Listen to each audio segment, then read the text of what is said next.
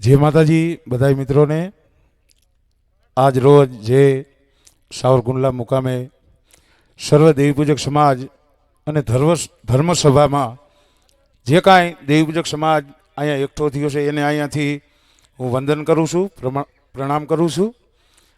અને જોકે સભામાં અને આ હાંધું બોલવામાં એમાં અમારું કામ નહીં, અમારી તો આખી લાઈન તમને ખબર જ છે।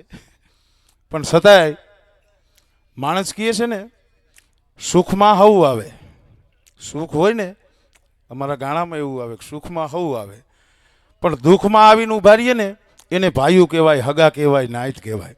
આજે જે આપણે ભેગા થયા છે એ પ્રસંગ આમ જોવો તો દુઃખનો છે, આપણા માટે આનેથી મોટું કોઈ દુઃખ ન હોય।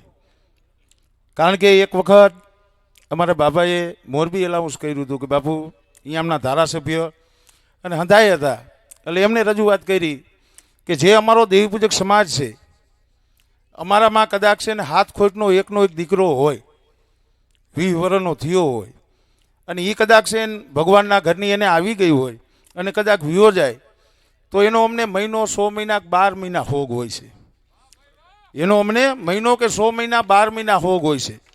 પણ અમારી ગરીબની દેવી અમારી માતાજીના નિવડ નર જે કાંઈ હોય અને એમાં આવી અને જે આ લોકો વિક્ષેસ નાખે છે ને એ હોગ અમને જન્મો જન્મનો રહીએ છે, એ હોગ કોઈ દી અમારા હૃદયમાંથી જાતો નથી।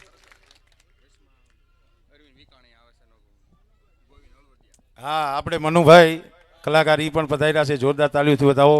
અમારે અરવિંદભાઈ સોલંકી ભાઈ એ પણ પધાર્યા છે એમની ટીમ સાથે, એમને પણ જોરદાર તાળીઓથી વધાવી લ્યો।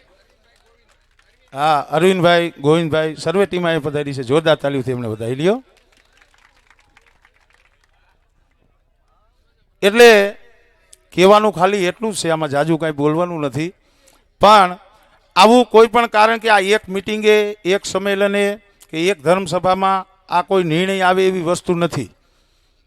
હમણાં અમે રસ્તામાં આવતા હતા, બાપાએ વાત કર્યું કે આ કુંડલા હાટું થઈ જોગીદાસ ખુમાણે બારવટું કર્યું હતું, આ ઈ કુંડલા છે, આ કુંડલા હાટું થઈ જોગીદાસ ખુમાણે 12 વર્ષ બારવટું કર્યું હતું, તઈ એને સફળતા મળી હતી। તો આપણે કોઈ પણ કાર્યની માલિપા જો સફળતા જોતી હોય તો સર્વને એક થઈ અને રહેવું પડશે। કોઈ પણ આવી આપણા સમાજના જે કાર્યકર્તા, આગેવાનો નહીં, હા આગેવાન કે ને કહેવાય, મોટા માણસો એને આગેવાન કહેવાય, આગેવાન નથી કહેતો, આ હતા આપણી સમાજના કાર્યકર્તા છે।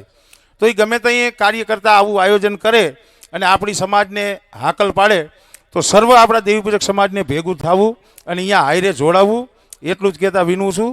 જય માતાજી, જય રખા દાદા, જય ચાર ભાઈઓમાં।